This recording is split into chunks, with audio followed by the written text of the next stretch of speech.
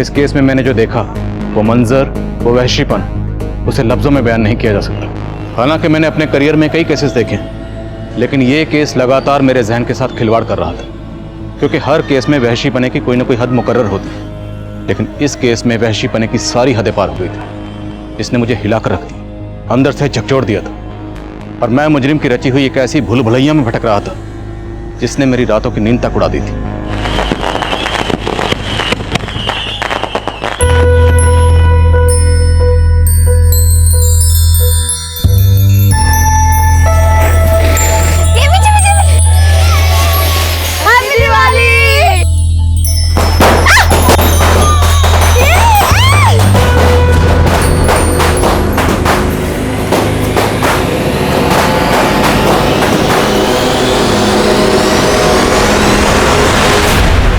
तू अपनी हद में रहा कर।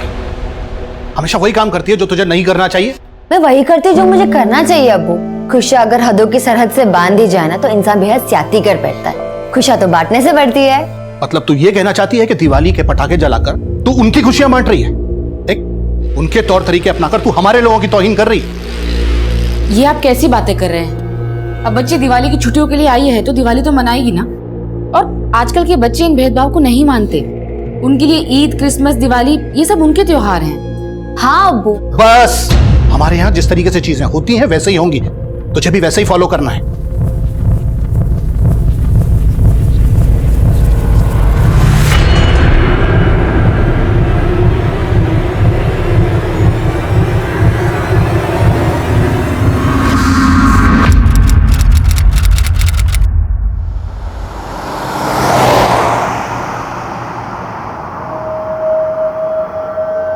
तुम्हारे अब्बू नहीं है यहाँ, फिर भी हिजाब पहना हुआ है, तो तुम तो खिलाफ थी इसके। आपको ऐसा क्यों लगता है आफाक भाईजान? मुझे इस तहजीब से कोई शिकायत नहीं है, पर शायद आप ये सोच रहे मैंने ये उतार दिया तो अब्बू से मेरी चुगली करने का आपको मौका मिल जाएगा। क्यों? गलत सोच रहे हो तुम मेरे बारे में। मुझे तुम्हारी सोच पसंद है। मैं तो खुद कदम से कदम मिला के चलना चाहता हूँ तुम्हारे साथ। पर मेरे साथ कदम से कदम मिलाना आपके लिए आसान नहीं होगा। अच्छा, अगर ऐसा है तो आजमा के देख लो।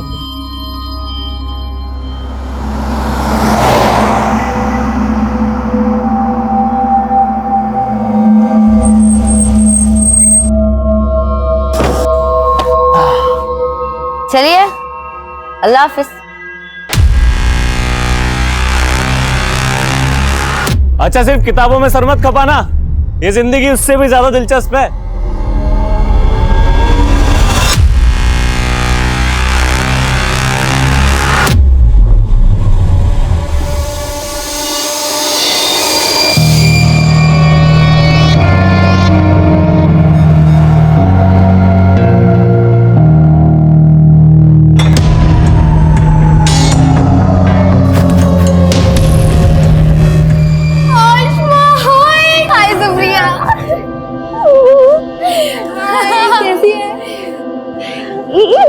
अरे यार, हौसला एकदम खाली खाली लग रहा है। हाँ यार, ज्यादातर लड़कियां आज आई नहीं। अच्छा, और बता, तेरी छुट्टियां कैसी रही? एकदम रॉकिंग। तुम लोग सिगरेट पी रही थी? तो तुझे क्या लगा हम यहाँ पर अगरबत्ती जलाएंगे? Very funny. तुम लोग ना सुधरोगे नहीं। सुधरना तो तुझे आसमा, और तुझे सुधारने के लिए हमने एक प्लान बनाया है। अच्छा, क्या प्लान किया तुम लोग ने?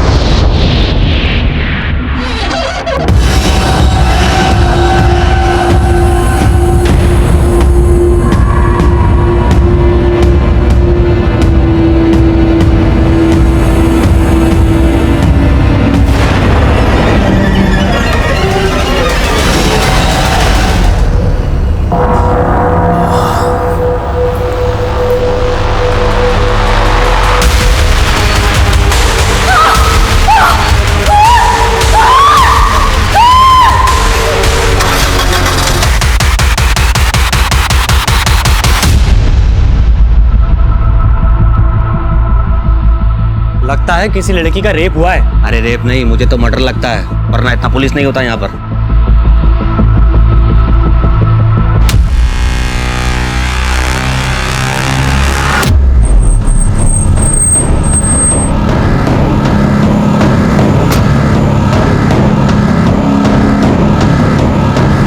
जय हिंद सर, बहुत ब्रूटल मर्डर है सर।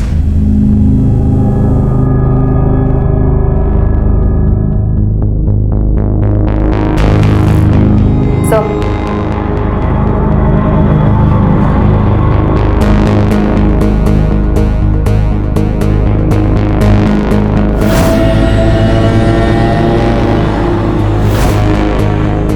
सर, इस रूम में आसमा के अलावा 2 लड़कियां और रहती हैं। एक सुप्रिया जो अभी हॉस्टल में है, और दूसरी लड़की दिवाली वेकेशन से अभी तक आई नहीं है वापस।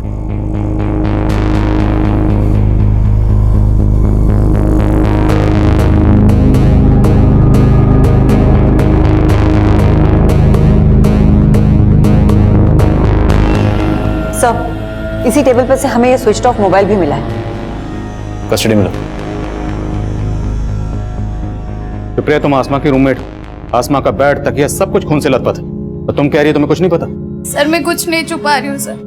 मैं रात को रूम में नहीं थी, मैं अपने फ्रेंड्स के साथ उनके रूम में थी, और जब हम गए थे तो आसमा अकेली थी रूम में। देख आसमा, तुझे नहीं आना तो कोई बात नहीं, लेकिन दरवाजा अंदर से बंद मत करना। मैं रात को आऊंगी तो तेरी नींद डिस्टर्ब हो जाएगी। तो तुमने जानबूझ के आसमा को दरवाजा खुला रखने के लिए कहा था? हाँ, लेकिन मैं सच कह रही हूँ सर। मैं अपने फ्रेंड के साथ उनके रूम में थी और उनसे बातें करते करते मैं सो गई, और जब सुबह उठी तो देखा।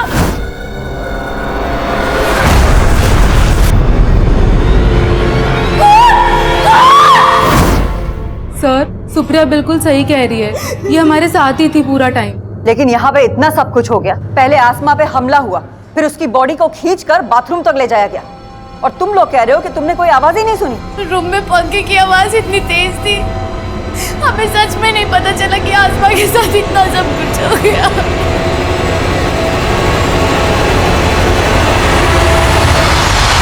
इतना ब्रूटल मर्डर, लड़की को कमरे से घसीट कर बाथरूम तक ले जाया गया। किसी ने कुछ देखा नहीं, किसी ने कुछ सुना नहीं, जरूर कोई कुछ छुपा रहा है। हो सकता है सर, लेकिन आसमा की लाश को देख के ऐसा लगता है जैसे उसके साथ रेप भी हुआ था। जरूर कोई लड़का इन्वॉल्व है, लेकिन ये गर्ल्स हॉस्टल है सर, और वार्डन का कहना है कि यहाँ पे 24 घंटे तक सिर्फ एक गार्ड ही रहता है, और एक कुक है जो सुबह आता है और रात में चला जाता है। गार्ड को हमने हिरासत में ले लिया है सर। हाँ सर, ये वही कुक है जो सुबह 6 बजे आता है और रात को 10 बजे डिनर के बाद चला जाता है। उसके बाद सोने से पहले मैं खुद पूरा राउंड लगाती हूँ। कल रात 11 सवा 11 बजे मैंने पूरा राउंड लगाया था, लेकिन सर तब सब कुछ ठीक था, और सुबह सुप्रिया की 5 बजे आवाज आई, तब सब पता चला।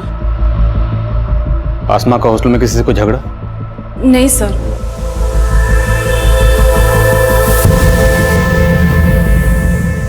कल शाम तक हॉस्टल में कोई भी लड़की नहीं थी सर, तो ये भी हो सकता है कि कोई पहले से ही हॉस्टल में जाके छुप गया हो, और जब कल लड़कियों ने ज्वाइन किया तो ये कांड करके भाग गया।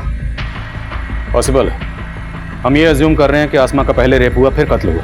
अब सच क्या है ये पोस्टमार्टम रिपोर्ट बताएगी। हॉस्टल का कोना कोना स्कैन करो और सबकी हैंडराइटिंग के सैंपल्स लो।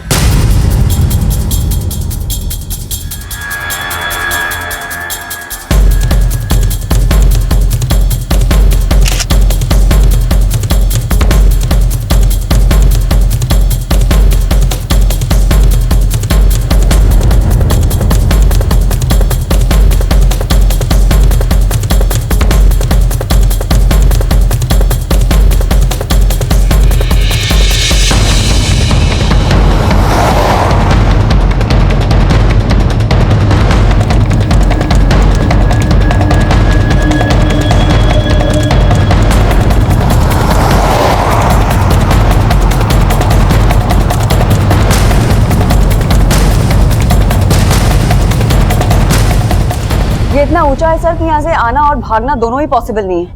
देखो, अगर कोई सीढ़ियों से आया तो पक्का मेन गेट से एंट्री मारी होगी, मतलब गार्ड झूठ बोल रहा है। और अगर कोई यहाँ से आया तो फिर ये किसी पेशेवर मुजरिम का काम। सर यहाँ कहीं सीसीटीवी भी नहीं है, तो दोनों ही पॉसिबिलिटीज हैं।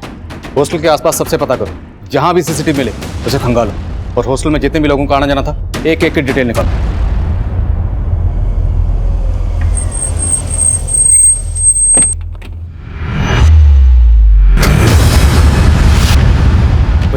हुआ क्या है? मैडम, आपकी बेटी का रेप करके मर्डर कर दिया गया है। इस बारे में आप क्या कहेंगे? क्या बकवास कर रहे हैं आप? ये बात सही है तुम्हारा? नहीं नहीं नहीं नहीं, कुछ नहीं हुआ है।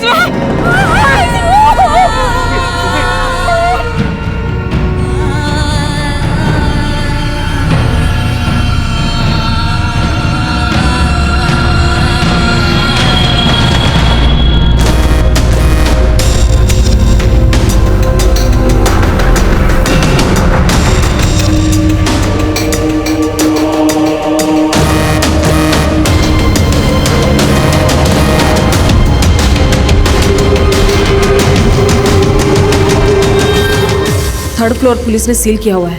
फिलहाल बाकी के रूम में तुम लोग आपस में एडजस्ट कर लो।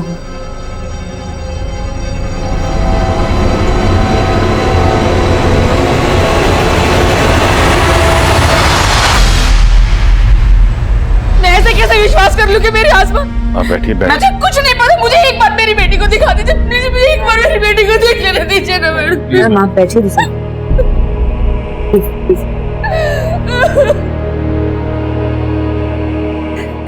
मैम पाले जी।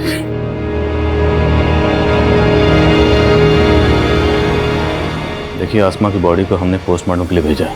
मैं वो सब कुछ नहीं जानती। मुझे बस एक बार मेरी बेटी से मिल लेने दीजिए, एक बार। देखिए, मैं समझ सकता हूँ एक माँ के नाते ये वक्त आपके लिए आसान नहीं है, पर मैं आपको बताना चाहता हूँ कि आसमा की बॉडी की जो हालत है वो देखना आपके लिए और भी मुश्किल होगा। आपके कह देने से मैं मान लूं कि मेरी बच्ची, अरे कल ही तो उसे हंसता खेलता देखा था। अम्मी, इतनी मुश्किल से पैक किया था, अपने ऑफिस खोल दिया। अरे ये देख, घर के बने लड्डू हैं, तूने रखना ही भूल गई थी।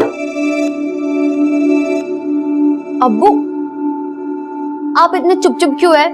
लगता अभी भी मुझसे नाराज है। बेटा, ख्यालात तो तेरी अम्मी से भी नहीं मिलते हमारे, फिर भी निभा लिया ना। तू तो बच्ची है हमारी।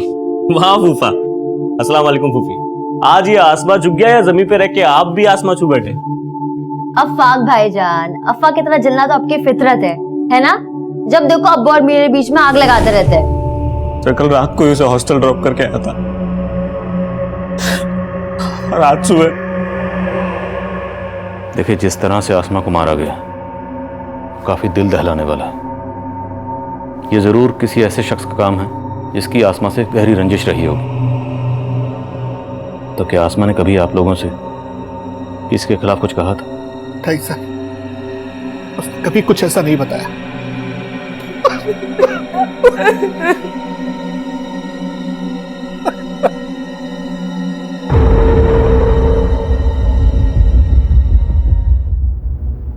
अच्छा सुन लो,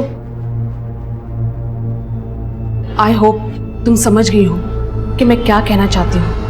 यस मैम। डोंट वरी, मैं तुम्हारे साथ हूँ, मैं सब संभालूंगी। अच्छा अब तुम जाओ।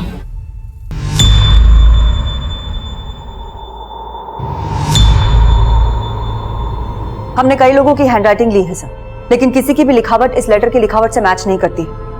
हमने बहुत सारे लोगों के फुटप्रिंट्स भी लिए हैं, लेकिन अभी तक किसी के खिलाफ कुछ पता नहीं चल पाया। क्राइम सीन पर यह लेटर मिला और आसमा के बदन पर छायापुरी लिखा हुआ था।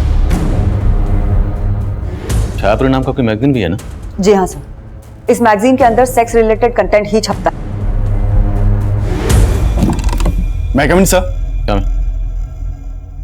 सर, आसमा की प्रीलिमिनरी पोस्टमार्टम रिपोर्ट आ गई है। सर, रिपोर्ट के मुताबिक आसमा का रेप हुआ था और उसकी मौत सर पे चोट लगने की वजह से हुई थी। आसमा पर हमला हुआ उसके रूम में, फिर उसकी बॉडी को ड्रैग करके बाथरूम तक ले जाया गया।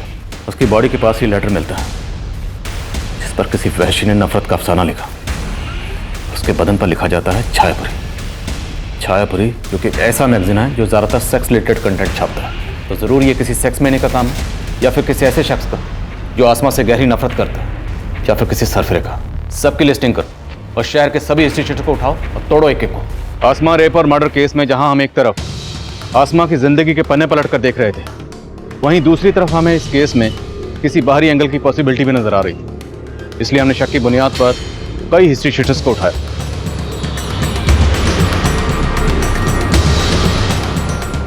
सबके डीएनए सैंपल्स, हैंडराइटिंग और फुटप्रिंट्स लिए गए। हमने हर वो मुमकिन कोशिश की जिससे हम जल्द से जल्द मुजरिम तक पहुंच सके। हॉस्टल का गार्ड भी हमारा स्ट्रॉन्ग सस्पेक्ट। उससे सच उगलवाने के लिए हमने कई तरीके अपनाए। मैडम मैंने कुछ नहीं किया। अब तू नहीं बचेगा। तेरा डीएनए टेस्ट लेंगे और 2 मिनट में पता चल जाएगा कि आसमा का मर्डर और रेप तू नहीं किया। मैडम मैं आपको सब कुछ बताना चाहता था, लेकिन वार्डन मैडम ने रिक्वेस्ट की थी कि मैं रमन भाई के बारे में आपको कुछ भी ना बताऊं। रमन कौन है? वार्डन मैडम का छोटा भाई। उनका अक्सर हॉस्टल में आना जाना है और वो कल रात भी आए थे। उनका हॉस्टल में दीप्ति नाम की एक लड़की से अफेयर है। रहता कहाँ है वो? मैं तो सिर्फ दीप्ति से मिलने गया था सर। सर आसमा को तो मैं जानता ही नहीं हूँ। मैं कसम से बोल रहा हूँ, सच मैंने कुछ नहीं किया सर। अगर तुम्हारे भाई रमन ने कुछ नहीं किया तो गार्ड को उसका नाम लेने से मना क्यों किया? मैं डर गई थी मैडम। मैं अपने भाई के हरकतों से परेशान थी, लेकिन मेरा यकीन कीजिए उसने कुछ नहीं किया। आप चाहो तो वो दीप्ति से पूछिए, उसने कुछ नहीं किया। सर मेरा कोई अफेयर नहीं है रमन के साथ। वो मुझे परेशान कर रहा था सर। पहले उसने मुझे प्रपोज किया, मैंने मना किया तो वो मेरे पीछे ही पड़ गया सर। पिछले काफी दिनों से सर वो मुझे हरास कर रहा है।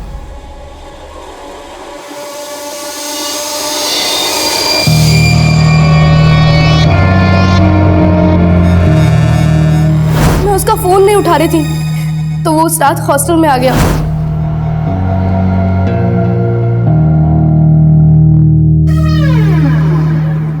रमन मैंने तुम्हें पहले भी कहा है मेरा पीछा छोड़ दो। ऐसे छोड़ दूं? प्यार करता हूँ ना मैं तुमसे। रमन तुम यहाँ से जाते हो या मैं चिल्लाऊं? मैंने उसको वार्न किया था सर, तो वो वहां से चला गया था। उसके बाद क्या हुआ मुझे नहीं पता सर। सुबह मेरी नींद शोर से ही खुली थी सर। मैंने वार्डन मैम को रमन के बारे में बताया था, मगर वार्डन मैम ने मुझे चुप रहने के लिए कहा। मुझे नहीं पता रमन ने आसमा के साथ कुछ किया या नहीं। तो दीप्ति की तरह तो आसमा के पीछे पड़ा होगा। तुझे लगा दीप्ति नहीं तो आसमा?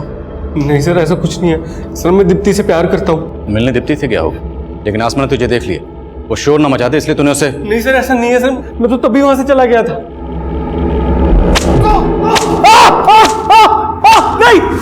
अरे साहब, छायापुरी मैगजीन तो हर नुक्कड़ और चौराहे पे बिकती है। अब एक ऐसा रेपिस्ट जो छायापुरी मैगजीन पढ़ता है, उसको ढूंढना तो समुद्र में सुई ढूंढने जैसा है। लेकिन ढूंढना तो पड़ेगा। ठीक है साहब, आप बोलते हो तो कोशिश करके देखता हूँ। हेलो, हाँ बोल। सर गार्ड और रमन दोनों वहीं अटके हैं, लेकिन उनके फुटप्रिंट का साइज क्राइम सीन पे मिले फुटप्रिंट के साइज से मैच करता है। मैंने दोनों के डीएनए सैंपल्स भी ले लिए हैं सर, लेकिन रिपोर्ट आने तक वेट करना पड़ेगा। ये दोनों इतनी आसानी से कुछ नहीं उगलने वाले। क्राइम सीन से हमें जो आसमा का फोन मिला था उसे अच्छे से स्कैन करो, उससे हमें कोई ना कोई क्लू जरूर मिलेगा। मैगविन सर। हमें सर हमने हॉस्टल के आसपास के सारे सीसीटीवी खंगाले। क्राइम वाले दिन हॉस्टल के पीछे की तरफ एक कार वहां के सीसीटीवी में कैप्चर हुई थी। सर मैं वहां की फुटेज लाया हूँ। लेकर सर इस गाड़ी का नंबर विजिबल नहीं है। मैंने इस गाड़ी के बारे में आसपास के लोगों से पूछताछ की, लेकिन पहले किसी ने भी इस गाड़ी को यहाँ नहीं देखा। सर सस्पिशियस बात यह है, ये गाड़ी रात को 1 बजे यहाँ आई, इस गाड़ी में से कोई उतरा और फिर अर्ली मॉर्निंग वापस आया। जिस डायरेक्शन में ये गाड़ी गई है उस डायरेक्शन के सीसीटीवी खंगालो। हो सकता है वहां के किसी सीसीटीवी में इसका नंबर कैप्चर हुआ। Okay sir.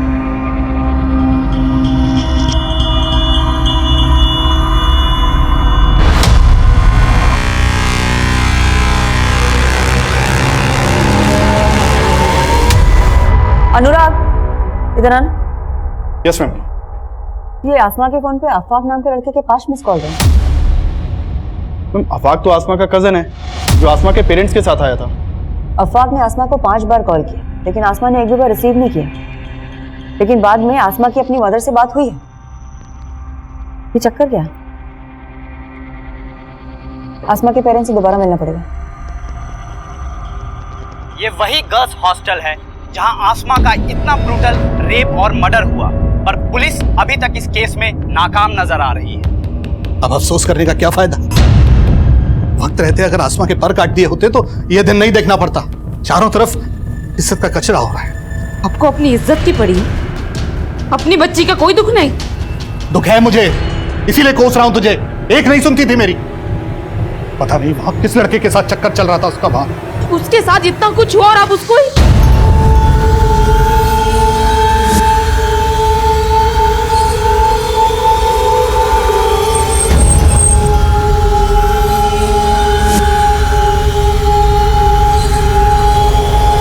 कहाँ जा रही हो तुम?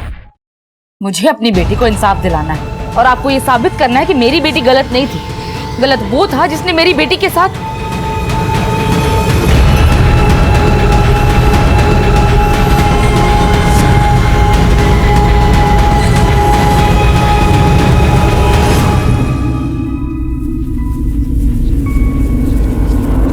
मैं आपसे अफवाक के बारे में बात करना चाहती हूँ। क्या आमना का और अफवाक का कोई इशू था?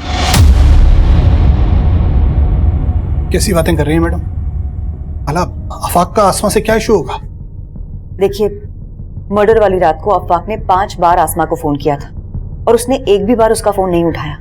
और उन 5 मिस्ड कॉल्स के बाद उसकी बात आपसे हुई थी। क्या बात हुई थी? बस नॉर्मल बातें हुई थी। हाँ अम्मी, मैं ठीक हूँ और अच्छे से पहुँच गई थी। बस ठीक से रहना। तो अकेली रहती है ना तो दिल में फिक्र सी रहती है। आप मेरी टेंशन मत लो अम्मी। अच्छा अब्बू से बात करवाओ। अरे तेरे अब्बू तो बाहर टहलने गए हैं और फोन भी घर पर छोड़ गए। अच्छा, मुझे उनसे कुछ बात करनी थी, आएंगे तो फोन करवाना। अच्छा, ऐसी क्या बात है जो सिर्फ अब्बू से करनी है, मुझसे नहीं? ऐसा कुछ नहीं अम्मी, बस बात करनी थी कुछ। अब्बू आएंगे ना तो मेरी बात करवाना। उस दिन मैं जरा देर से टहल कर घर वापस आया। इन्होंने बताया था मुझे लगा रात काफी हो गई है, इसलिए अगले दिन फोन करूंगा ये सोचकर सो गए हम लोग। लेकिन ऐसी क्या बात होगी जो वो आपसे ही करना चाहती थी? मुझे खुद कुछ समझ में नहीं आ रहा मैडम। देखिए, हमें पता चला है कि आसमा लिबरल थॉट्स की लड़की थी और शायद आपको उसकी इस बात से परेशानी भी थी। तो कहीं कुछ ऐसा तो नहीं कि आप हमसे कुछ छुपा रहे हो? कैसी बातें कर रही है मैडम आप? मैं भला आपसे कुछ क्यों छुपाऊंगा? मैं मानता हूं कि हमारी बेटी आसमा कुछ अलग ख्यालात की थी, लेकिन मैंने हमेशा उसको यही समझाया कि बेटा इस तरीके की बातें सिर्फ बातें करने तक ठीक, कोई महान नहीं बनता इन बातों से, बल्कि दुनिया सबसे पहले दुश्मन ऐसे ही लोगों की बनती है। मैडम अब तो मुझे यकीन हो चला है कि मेरी बेटी ऐसी नफरत का शिकार हुई जिसमें लोग बस्ती की बस्ती जला देते हैं। वो तो फिर भी एक छोटी सी मासूम मेरी प्यारी सी बच्ची थी।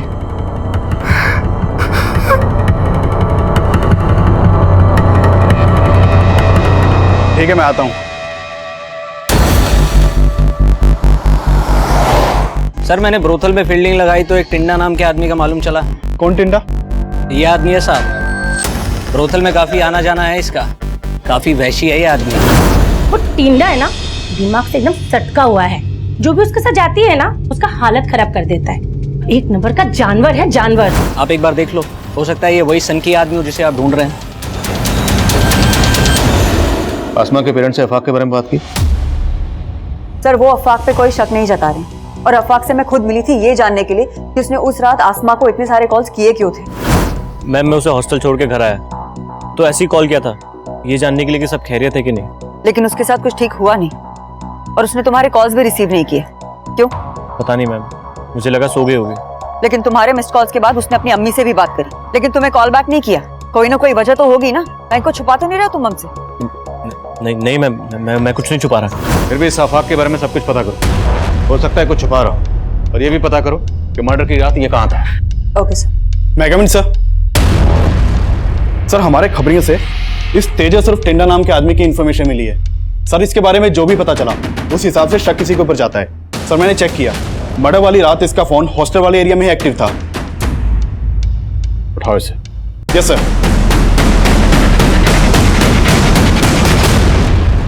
मुझे क्यों लाए साहब? मैंने कुछ नहीं किया। तू क्या कर सकता और क्या नहीं कर सकता सब पता लगा लिया हमने। आसमा के ऊपर बुरी नजर थी ना तेरी? साहब, मैं किसी आसमा वासमा को नहीं जानता साहब, और उस रात तो मैं किसी और आइटम के साथ था। किसके साथ था? उमा साहब, प्रोस्टिट्यूट है। मैं मानता हूँ साहब, मैं ऐसा ही हूँ, सिर्फ प्रोस्टिट्यूट्स के साथ ही सोता हूँ। लेकिन साहब, आज तक मैंने कभी किसी आम लड़की के ऊपर बुरी नजर नहीं डाली साहब। टिंडा के पैर के साइज क्राइम सीन पर मिले फुटप्रिंट के साइज से मैच कर रहे हैं। लेकिन सर, ये टिंडा बहुत मोटी चमड़ी का है, बहुत तोड़ा, लेकिन फिर भी कुछ नहीं उगला। इस टिंडा का भी डीएनए और हैंडराइटिंग सैंपल लो। सर। सर, आज सुबह संत नगर पुलिस ने विक्रमपुर एरिया से एक अज्ञात गाड़ी जब्त की है। ये देखिए सर, ये विनय नाम के एक आदमी की गाड़ी है जो संत नगर में रहता है। सर, उसने अपनी गाड़ी चोरी होने की कंप्लेन लिखवाई थी और सर, ये गाड़ी उसी शाम चोरी हुई है जिस रात आसमा का मर्डर हुआ है। और इस गाड़ी का कलर उस कार के कलर से मैच करता है जो गर्ल्स हॉस्टल के बैक साइड में देखी गई थी। ये गाड़ी चुराई गई संत नगर से, जो उस हॉस्टल से 7-8 किलोमीटर की दूरी पर है। तो कोई इतनी कम दूरी तय करके कार चुराने के बाद मर्डर करने क्यों आएगा? मेरा मतलब है चोरी की हुई कारें ज़्यादातर लूट और रॉबरी में इस्तेमाल होती हैं, या फिर लाश डंप करने के लिए। लेकिन यहाँ तो रात भर लाश भी उस हॉस्टल में थी और अगली सुबह तक ये कार भी वहीं थी। और अगर ये कत्ल इसी कार चुराने वाले ने किया है तो ये इतनी देर वहाँ क्यों रुकेगा? लेकिन सर हम किलर को सरफिरा भी तो समझ रहे हैं। हो सकता है ये चोर वही हो जिसे हम ढूंढ रहे हैं। ठीक है, संतनगर पुलिस के टच में रहो और पता करो कि ये कार चुराने वाला कौन हो सकता है, और हॉस्टल एरिया का डंप डाटा स्टडी करो। हो सकता है वहाँ से कोई सस्पिशियस नंबर सामने आए। यस। आपने अफाक को आसमा के साथ हॉस्टल क्यों भेजा था? अभी अचानक तुमने अजीब सा सवाल क्यों पूछा? सवाल तो ये है कि आसमा आपसे क्या बात करना चाहती थी जो उसने मुझे नहीं बताई, या आपने अफाक को कुछ बोला जो मुझे नहीं बताया?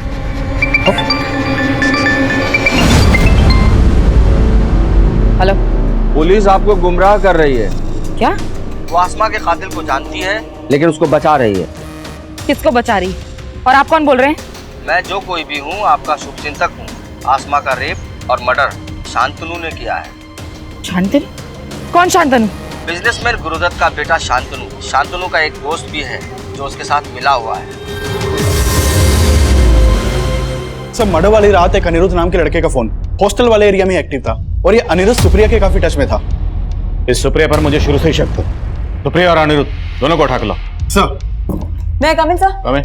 सर आसमा रेप और मर्डर केस में मीडिया ने हंगामा मचा रखा है सर। न्यूज आ रही है टीवी पे। चलो टीवी चलाओ। हम पहले पुलिस पर भरोसा कर रहे थे, लेकिन अब हमारा भरोसा उन पर से उठ। लेकिन आपका पुलिस पर से भरोसा क्यों उठ गया? कि पुलिस मेरी बेटी के कातिल को बचा रही है। आसमा को न्याय दो! आसमा को न्याय दो! सर चलो। आसमा को न्याय दो! न्याय दो! न्याय दो! आसमा को न्याय दो! न्याय दो! न्याय दो! We want justice! We want justice! आसमा को न्याय दो! न्याय दो! न्याय दो! We want justice! We want justice! आपको कोई गलतफहमी हुई है? कोई गलतफहमी नहीं हुई है मैडम। लेकिन आपको क्यों ऐसा लग रहा है कि हम किसी को बचा रहे हैं? आखिर वजह क्या है? आसमा का रेप और मर्डर शांतनु ने किया है। शांतनु? कौन शांतनु? आप उस बिजनेसमैन के बेटे शांतनु को बचा रहे हैं। शांतनु? मैम ये शांतनु अनिरुद्ध का दोस्त है जिसका नंबर हमें सुप्रिया के कॉल रिकॉर्ड से मिला था। वो मर्डर वाली रात शांतनु का नंबर भी हॉस्टल वाले एरिया में ही बंद था। लेकिन उस पीसीओ से फिरोजा को किसने फोन किया था ये हमारे लिए जानना बहुत जरूरी है। एक काम करो, अनिरुद्ध, शांतनु और सुप्रिया इन तीनों को लेकर आओ और पीसीओ पे भी जाके आओ। Okay ma'am. तो अनिरुद्ध और शांतनु तुम लोग उस रात हॉस्टल गए थे या नहीं? हाँ सर, ये दोनों गर्ल्स हॉस्टल में आए थे, लेकिन सर ये लोग मुझसे और मेरी फ्रेंड से मिलने आए थे।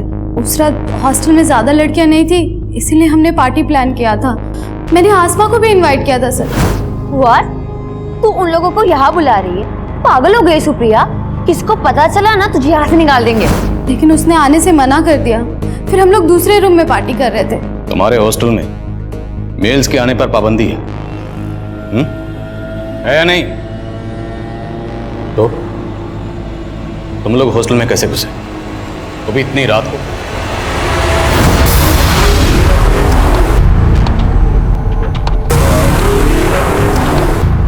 उसके बाद हम लोगों ने 2 घंटे तक एंजॉय किया और उसके बाद शांतनु और अनिरुद्ध दोनों चले गए थे। सर उसके बाद सच में मैं अपने फ्रेंड्स के साथ ही सो गई थी। तुम चुप रहोगे? तुम्हें क्या लग रहा है हम तुम्हारी बातों में आ जाएंगे? तुम इन्हें बचा लोगी? बोलो तुम लोग, साफ साफ बोलो, उस रात हॉस्टल में क्या हुआ था? सर हमने आसमा के साथ कुछ भी नहीं किया है सर, बिलीव अस। सर मैं मानता हूं कि हमने गलती की, लेकिन हमने कुछ नहीं किया सर। सर मैंने अनिरुद्ध और शांतनु के डीएनए और हैंडराइटिंग सैंपल्स लेने के लिए बोल दिया है। माना है तीनों झूठ बोले, लेकिन वो आदमी कौन होगा जिसने पीसीओ से फोन करके फिरोजा को शांतनु के बारे में बताया? सर वहाँ पीसीओ पे भी गया था, वहाँ कोई सीसीटीवी नहीं था और उस पीसीओ पे ये भी नहीं पता चल पाया कि ये कॉल किसने किया होगा। हमारी रडार पर सिर्फ शांतनु नहीं बल्कि अनिरुद्ध, सुप्रिया, हॉस्टल वार्डन सुनीता का भाई रमन और टिंडा भी शामिल थे। इन सबको हम स्ट्रॉन्ग सस्पेक्ट मान रहे थे, लेकिन सवाल यह था कि वो गुमनाम कॉलर कौन था जिसने आसमा की अम्मी को फोन करके सिर्फ शांतनु को आसमा का गुनहगार बताया था, जिसकी वजह से आसमा की अम्मी ने एक ऐसा जज्बाती कदम उठाया और उस कदम को मीडिया ने इतना उछाला कि लोग अब हमारी काबिलियत पर ही शक करने लगे थे। मुझे इस केस से हटाने की मांग उठने लगी थी, लेकिन मेरे सीनियर ने मेरा साथ दिया और अब मैंने तय कर लिया कि मुझे ये केस जल्द से जल्द सॉल्व करना है। हमने सारे सस्पेक्ट को बारीकी से इन्वेस्टिगेट करना शुरू किया। अफवाक के बारे में कुछ बातें मालूम चली हैं सर। आसमा के अब्बू अफवाक से आसमा की शादी कराना चाहते थे, लेकिन आसमा को अफवाक बिल्कुल पसंद नहीं था और इसी सिलसिले में मैं उसकी अम्मी और अब्बू से भी मिली थी। आसमा पहले भी अपने अब्बू को मना कर चुकी थी कि वो अफाक से शादी नहीं करना चाहती, लेकिन फिर भी इन्होंने जानबूझ के अफाक को आसमा के साथ हॉस्टल भेजा। नहीं मैडम, ऐसा कुछ भी नहीं है। मैं बस ये चाहता था कि अफाक और आसमा एक दूसरे को जान लें, समझ लें। और मैं गारंटी से कह सकता हूँ मैडम, अफाक ने आसमा के साथ कुछ भी गलत नहीं किया होगा। आसमा की फैमिली काफी कंजर्वेटिव है सर, और आसमा आजाद ख्यालों की लड़की थी। आसमा की अम्मी ने हमें यह भी बताया कि आसमा को लगता था कि अफाक भी उसके पेरेंट्स की तरह कंजर्वेटिव ही होगा, और उसने अपने पेरेंट्स के सामने अफाक को साफ साफ मना भी कर दिया था। अफाक को मैंने हमेशा भाई की नजर से देखा है, लेकिन अब आप कह रहे कि मैं शादी कर लूं? मैं अफाक से शादी नहीं करना चाहती। अगर कोई और पसंद है तो वो भी बता दे। अगर कोई और पसंद होता तो मैं बता देती, लेकिन मैं आपसे शादी नहीं करूंगी। फिर भी इस अफवाह को थाने में बुलाकर अच्छे से पूछताछ करो। राइट। मैं मानता हूँ आसमा मुझसे निकाह नहीं करना चाहती थी, लेकिन उस दिन मैं उसके अब्बू की मर्जी से उसके साथ गया था। मैंने उसे उसके फैसले के बारे में दोबारा सोचने के लिए बोला। मुझे तुम्हारी सोच पसंद है, मैं तो खुद कदम से कदम मिला के चलना चाहता हूँ तुम्हारे साथ। पर मेरे साथ कदम से कदम मिलाना आपके लिए आसान नहीं होगा। बहुत गुरूर था उसे खुद पे, साफ साफ मना कर दिया। और उसका गुरूर तोड़ने के लिए तूने उसे खत्म कर दिया। नहीं मैम, मैंने ऐसा कुछ नहीं किया। फोन तो करता था ना तू उसे, उसने तेरे फोन नहीं उठाए तो तूने वापस हॉस्टल पहुंचकर उसको खत्म कर दिया। मैम मैंने ऐसा कुछ नहीं किया। मैम मैं तो उससे प्यार करता था, मैं क्यों करूंगा ऐसा? मैम लेके जाओ इसको, इसका हैंडराइटिंग और डीएनए सैंपल ले लेना। मैम मेरी बात मैंने कुछ नहीं किया। मैं कम इन सर। कम इन। सर, आसमा के मदर को जिस पीसीओ से कॉल किया गया था, वो मैंने उस एरिया के सीसीटीवी स्कैन किए, उसमें एक सस्पिशियस आदमी कैप्चर हुआ है। उठाओ इसे। सर। सर, मैंने कुछ नहीं किया। मैं अपने बेटे चिंटू को बचा रहा था सर। चिंटू ने ऐसा क्या किया? दरअसल चिंटू दुकान का सामान देने हॉस्टल जाता था सर। वो बच्चा था इसलिए गार्ड भी उसे अंदर जाने देता था, लेकिन बचपने में वो आसमा को पसंद करने लग गया था। मेरे ही मोबाइल से उसने आसमा के कुछ वीडियो रिकॉर्ड कर लिए थे। Video recording? कैसे वीडियो? नॉर्मल सा वीडियो सर, जो मैंने अब डिलीट कर दिए हैं। मुझे ऐसा लगता था कि कहीं आप उसकी वजह से मेरे बेटे तक न पहुंच जाए, इसीलिए मैंने पीसीओ से झूठा कॉल किया था। आसमा का रेप और मर्डर शांतनु ने किया है। सर, मुझे मालूम था कि शांतनु और उसका दोस्त हॉस्टल में जाते थे। मुझे शुरू से लग रहा था कि ये काम उन दोनों लड़कों ने किया है, इसीलिए सर मैंने ये सब वो किया। आसमा रेप और मर्डर केस में अब एक नाबालिग बच्चे चिंटू की कुछ ऐसी हरकतें सामने आई जिसने इस केस को एक नया मोड़ दे दिया। लेकिन चिंटू के फादर ने जो शातिरपना किया था, उसे भी हमारी सस्पेक्ट लिस्ट में जोड़ रहा था। हमने उसका डीएनए, हैंडराइटिंग सैंपल्स और फुटप्रिंट्स ली, और आसमा के कजन अफाक के भी हम डीएनए रिपोर्ट का इंतजार कर रहे थे। लेकिन इसके अलावा हमारे हाथ कोई पुख्ता सबूत नहीं लग रहा था। मैं एक अजीब सी गफलत में था। अक्सर यही सोचता रहता कि क्या हम सही डायरेक्शन में थे। ये केस मुझे लगातार झकझोर रहा। क्राइम सीन के मंजर मुझे रात भर सोने नहीं देते थे। ऊपर से मीडिया का प्रेशर इतना ज्यादा था कि मेरे सीनियर्स ने इस केस को सॉल्व करने के लिए मेरे लिए एक डेडलाइन मुकर्रर कर दी। मैं अक्सर ये सोचकर परेशान हो जाता कि अगर मैं इस केस को सॉल्व ना कर पाया तो क्या उस मासूम बच्ची आसमा को कभी इंसाफ मिल पाएगा? मैं कम इन सर? सर, मैं उस कार चोर के बारे में पता कर रही थी, तो पता चला है कि पूरे डिस्ट्रिक्ट में पिछले 25 दिनों में 20 गाड़ियां चोरी हुई हैं, और इनमें से ज्यादातर गाड़ियां कुछ दिनों के गैप के बाद कहीं भी खड़ी मिल गई। 25 दिनों में 20 गाड़ियां? जी सर। मतलब तकरीबन हर रोज एक गाड़ी चोरी हो रही थी? Yes sir. जिन एरिया से ये कार्स चोरी हुई है, वहां कहीं कहीं चोर सीसीटीवी फुटेज में कैप्चर हुआ है, लेकिन चेहरा कहीं भी क्लियर नहीं है। ये देखिए सर, यहाँ कहीं भी इसका चेहरा क्लियर नहीं है, लेकिन सर इसकी चाल में एक लचक है जो हर फुटेज में एक जैसी है। और सर, हॉस्टल के बैक साइड के सीसीटीवी फुटेज में भी उस आदमी की चाल में ऐसी ही लचक दिख रही थी। और सर, हो सकता है कि हॉस्टल के बैक साइड में जो कार देखी गई थी वो भी इसी ने चुराई हो, और आसमा के मर्डर और रेप में भी इसी का हाथ हो। लेकिन सर, ये दुबला पतला आदमी जो सही से चल नहीं सकता, सर ये कैसे हिम्मत करके हॉस्टल के अंदर घुसा होगा और उसने आसमा का रेप और मर्डर किया होगा? हो सकता है ये वो ना हो जिसकी तलाश हमें है, लेकिन फिर भी कंफर्म करना जरूरी है कि उस रात ये गाड़ी यही वहां लेकर आया था। हॉस्टल के आसपास सब जगह पता करो। क्या उस रात कोई ऐसा आदमी देखा गया था जो इसकी तरह लगना कर चल रहा था? सर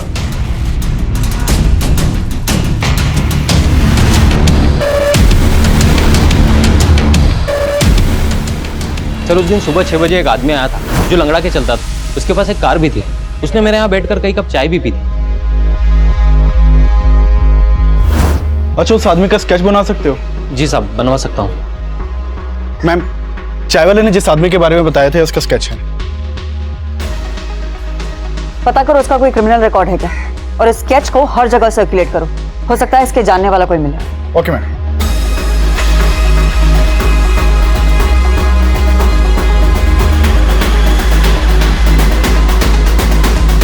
सर जानता हूँ इसको, ये सखाराम है। सखाराम कहाँ रहता है ये? सर घर तो मालूम नहीं है, लेकिन आगे ये गैरेज है, वहाँ मैकेनिक का काम करता है।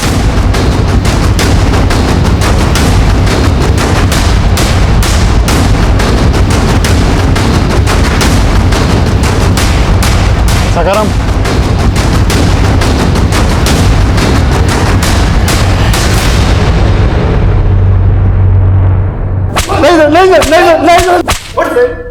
नहीं साहब, मैं मानता हूँ कि मैं गाड़ी चुराता हूँ, लेकिन सर मैंने किसी लड़के के साथ कुछ नहीं किया।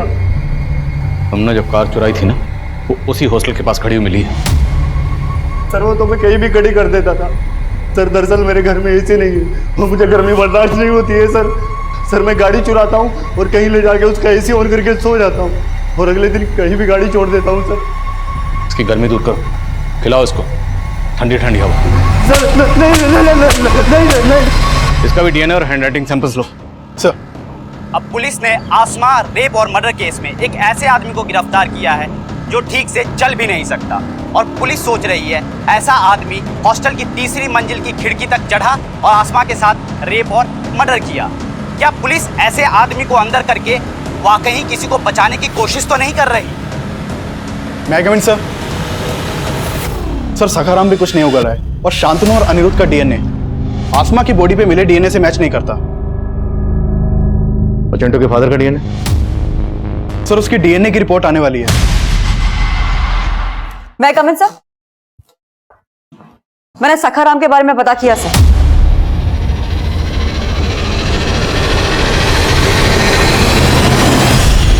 अब तेरा नाटक खत्म।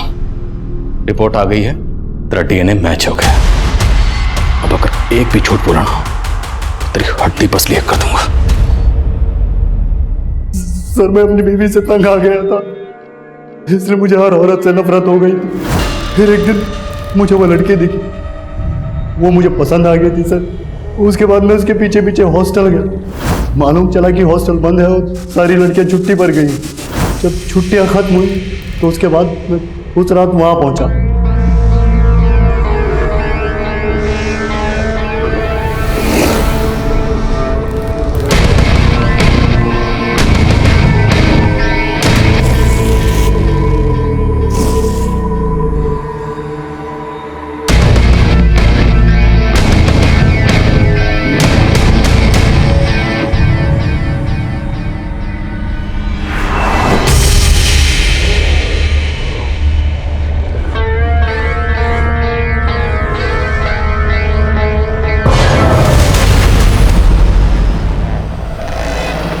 उसकी लाश के साथ लाश के साथ बॉडी पर छायापुर लिखा। क्यों? सर ऐसे सर उस रात जिसकी गाड़ी चुराई थी वो छायापुरी पत्री का मालिक था। मुझे नाम पसंद आया इसलिए लिख दिया, और सर जो कुछ मेरे दिल में था वो मैं लेटर पे लिखा और चला गया।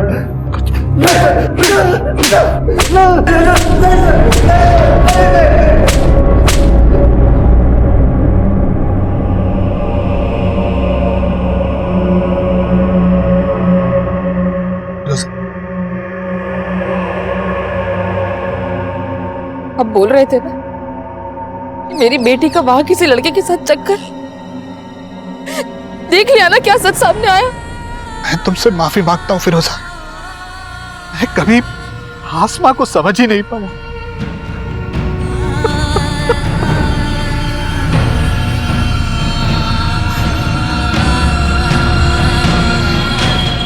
आसमा रेप और मर्डर केस का main accused Sakharam physically disabled था, इसलिए मीडिया उसकी इस कमजोरी का वास्ता देकर उसके बचाव की बातें कर रही थी। लेकिन जब सच्चाई सामने आई, उसने सबको हैरान करके रख दिया। सखाराम ने न सिर्फ आसमा का कत्ल किया, बल्कि वो घायल आसमा को 100 मीटर तक घसीट कर ले गया, उसके साथ दरिंदगी करता रहा। लेकिन हॉस्टल में मौजूद किसी ने कोई आवाज़ नहीं सुनी, किसी ने कुछ नहीं देखा, कुछ नहीं सुना। जबकि उस रात हॉस्टल में सखाराम के अलावा वार्डन सुनीता का भाई रमन और सुप्रिया के दोस्त अनिरुद्ध और शांतनु भी मौजूद थे, जो गलत तरीके से हॉस्टल में दाखिल हुए थे, जिससे साबित होता है कि आसमा एक ऐसे प्रेमाइसेस में रह रही थी जहां पर सिक्योरिटी ताक पर थी।